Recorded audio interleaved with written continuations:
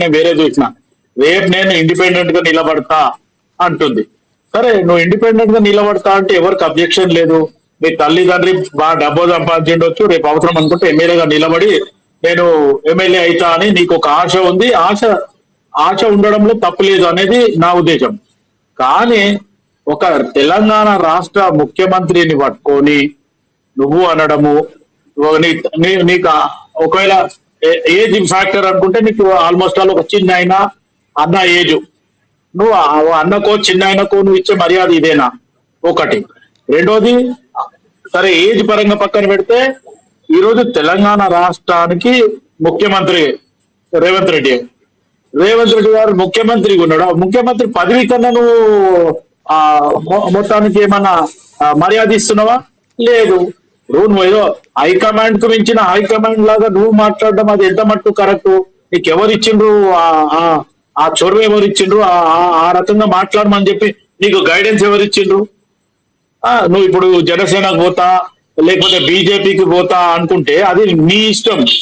మీ అమ్మ నాయన ఎవరైతే మంత్రి కొండా సురేఖ గారు కానీ లేకపోతే గతంలో ఉన్న కొండ మురళి గారు కానీ ఎమ్మెల్సీగా ఉండే కాబట్టి వాళ్ళు మాట్లాడితే దానికి ఇటు క్రమశిక్షణ సంఘం కానీ లేకపోతే పార్టీ కానీ లేకపోతే వాళ్ళు గతంలో ఉన్నారు. ఇప్పుడు మీరు మందిని అక్కడ వేసి వచ్చింది ఇక్కడ వేసి అంటారు.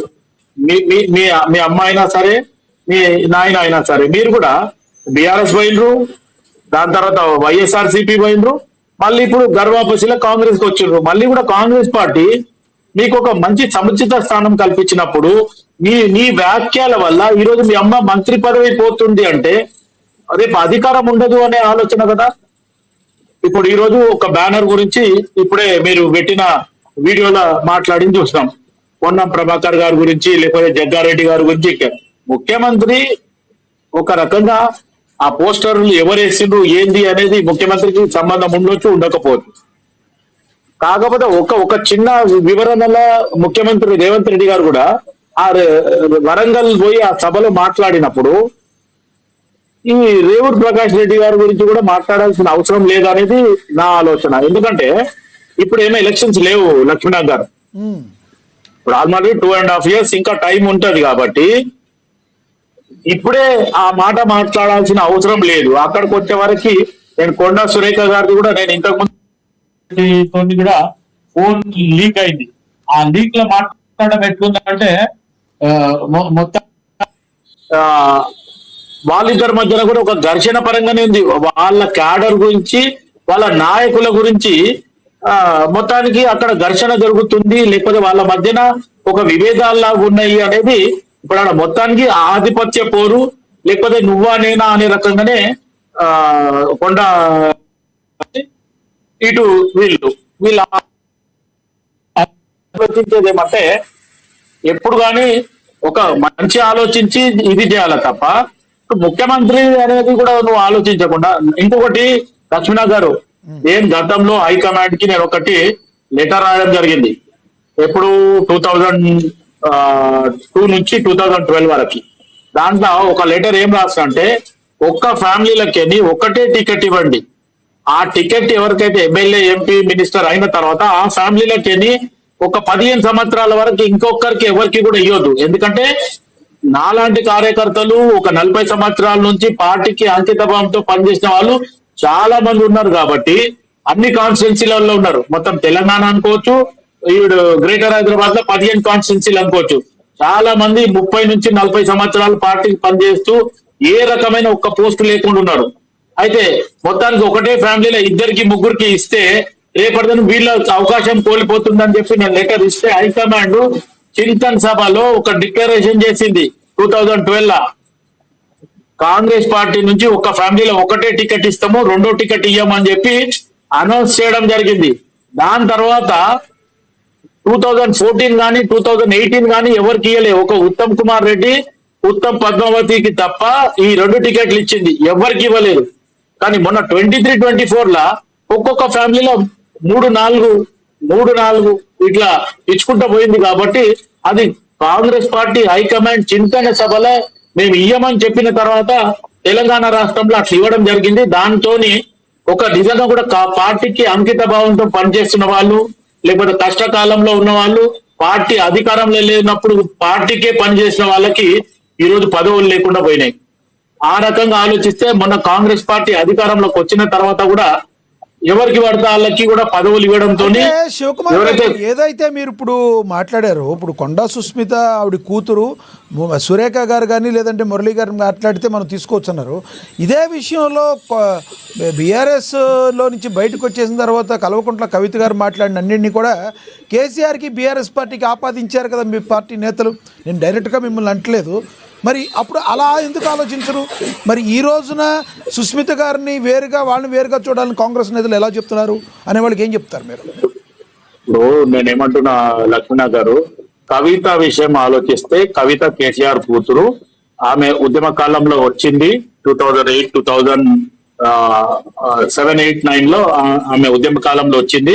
ఆమె ఒక వాళ్ళ పార్టీకి ఒక సపరేట్ ఐడెంటిటీ తెచ్చుకుంది.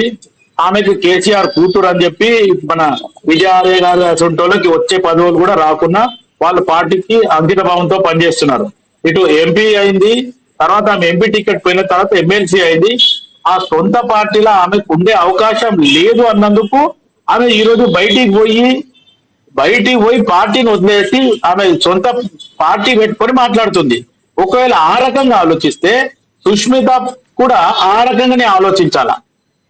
అంతేగాని కాంగ్రెస్ పార్టీలో ఆమె మెంబర్షిప్ లేదు అనేది కూడా కాంగ్రెస్ పార్టీ చెప్పిన తర్వాత ఈ రోజు ఆమె కాంగ్రెస్ పార్టీని విమర్శించడం. రేపు జనసేనలో బీజేపీలను ఆమె జాయిన్ అయ్యి ఇటు మా తల్లిదండ్రికి సంబంధం లేదు, నేను వ్యక్తిగతం అని చెప్పుకుంటే ఆ మాట వేరుంటది. కానీ ఇప్పుడు తండ్రి చాటు తల్లి చాటు బిడ్డ కాబట్టి వాయిస్ గా కాకుండా కొండా సురేఖ దంపతుల ఎవరైతే మరి వాళ్ళ వాయిస్ గానే పరిగణిస్తుందా మీ హైకమాండ్? హైకమాండ్ ఏం చేయాలంటే హైకమాండ్ చేస్తుందా? హైకమాండ్ కు క్రమశిక్షణ కమిటీ వాళ్ళు రాసిన రిపోర్ట్ కి హైకమాండ్ ఏం చేస్తుందంటే ఆ చర్యల గురించి పక్కన పెడతాం. ఆ రిజల్ట్స్ ఏది వచ్చేదో వస్తుంది. కానీ సుష్మిత పార్టీలు ఎవరైతే ఉన్నారో ఆమె వేరే పార్టీలకు పోయన్నా విమర్శించాల. లేదు కాదనుకుంటే తల్లి వెనకాల చూడు రేవంత్ రెడ్డిది ఇట్లా చేయి చూపించినట్టు బ్యానర్ ఉంది. తల్లి ఒక బర్త్డే పార్టీలో కాంగ్రెస్ పార్టీ సమావేశం అయిన పార్టీలో ఆమె ఇటువంటి వ్యాఖ్యలు చేయడం అనేది బాధాకరం. ఇప్పుడు ఈ బిడ్డ చేసిన తప్పు వల్ల ఈరోజు తండ్రికి ఎమ్మెల్సీ వస్తుందా రాదా పక్కన పెడితే ఈరోజు ఉన్న పదవి తల్లిది పోయేలాగా ఉంది కదా. నేను కొండా సురేఖ గారికి 4-5 రోజుల నుంచి నేను ఏ డిబేట్ లో మాట్లాడినా, ఐ న్యూస్ కానీ, జీ తెలుగు కానీ, లేకపోతే మన దగ్గర కానీ, ఏఎన్ఎన్ కానీ, ఇంకే ఛానల్లో మాట్లాడినా, మెట్రోలో మాట్లాడినా నేను ఒకటే చెప్తున్నా, కొండా సురేఖ గారు మా బిడ్డ ఏదైతే మాట్లాడిందో ఆమె నేను సంజాయిస్తాను, ఏదో రకంగా ఆమె సర్ది చెప్పుకొని ఆ రకంగా మాట్లాడాలి తప్ప నా బిడ్డకు నాకు సంబంధం లేదంటే నీకు సంబంధం లేకపోతే నీ బిడ్డ ఎవరు అక్కడ? పార్టీకి ఏం సంబంధం? ముఖ్యమంత్రి మీద కానీ లేకపోతే మా పార్టీ మీద కానీ మా వ్యవహారాల మీద మాట్లాడడం అవకాశం లేదు కదా అక్కడ. మొత్తానికి నువ్వు ఒక అపోజిషన్ పార్టీగా రేపు నువ్వు ఇండిపెండెంట్ గా నిలబడతా అంటున్నావు. రేపు ఇండిపెండెంట్ గా నువ్వు నిలబడ్డప్పుడు ఎలక్షన్స్ వచ్చినప్పుడు నీ మీద ప్రత్యర్థి ఎవరు ఉంటారో ఆ ప్రత్యర్థి మీద నువ్వు బాణాలు వేసుకో, లేకపోతే ఆయన తప్పులు పట్టు, ఆమె తప్పుల పట్టు, అది చల్తా. కానీ ఈరోజు నువ్వు కాంగ్రెస్ పార్టీకి మెంబర్షిప్ కూడా లేదు అంటున్నావు. కానీ నువ్వు ఏ వేదిక మార్చుకుంటున్నావు? కేవలం అక్కడ ఏదైతే మీరు ఇందాక చెప్పినట్టు ఆధిపత్య పోరులో భాగంగా ఇప్పుడు రేవంత్ రెడ్డి గారు అక్కడికి వెళ్ళి వేరొకరికి ఇంపార్టెన్స్ ఇవ్వడం వాళ్ళకి ఆక్రోశంగా మారి ఇదంతా జరిగింది అనుకోవచ్చా? 100% అనుకోవచ్చు. ఎందుకంటే అక్కడ జరుగుతున్న విషయాలలో లోపల్గా వరంగల్లా ఇంతకుముందు మన కడియం శ్రీహరి గారు కూడా ఈ ఎవరిది మన కొండా సురేఖ గారి మంత్రివర్గంలో ఆయన ఏదైతే దేవాదాయ శాఖ మంత్రివర్గంలో ఆయన ఏమంటారు సమీక్ష చేసిండు అనే రకంగా కూడా మనం డిబేట్ చేసినాం, మన దగ్గర కూడా చేసినాం. మనం ఏమన్నాం అప్పుడు, ఒకవేళ ఆమె కేబినెట్ లో ఆమె ఒక మంత్రి, ఆమెకు ఆల్రెడీ దేవాదాయ శాఖ ఆమె పరిధిలో ఉంది, ఆమె ఉంటూ నువ్వు కాన్స్టిట్యూన్సీ ఎమ్మెల్యేగా ఉండాలి తప్ప మంత్రి గారు లేకుండా నువ్వు సమీక్ష చేయడానికి లేదు అని చెప్పి నేనే స్వయంగా మాట్లాడడం కూడా జరిగింది. ఎందుకంటే ఇప్పుడు కొండా సురేఖ గారు పాత కాంగ్రెస్ నాయకురాలు, బయట వయసు వచ్చినా సరే కాంగ్రెస్ పార్టీ గూటికి వచ్చింది గర్వాపసిలా. కానీ ఈరోజు ఎవరైతే కడియం శ్రీగారి గారు మొత్తానికి టీడీపీ నాయకుడు, తర్వాత బీఆర్ఎస్ పోయిండు, బిడ్డకి ఎంపీ టికెట్ ఇవ్వనీకే ఆయన ఈ పార్టీలకు వచ్చిండు రాలేదు అనేది ఆయన సందిగ్ధం లేదు.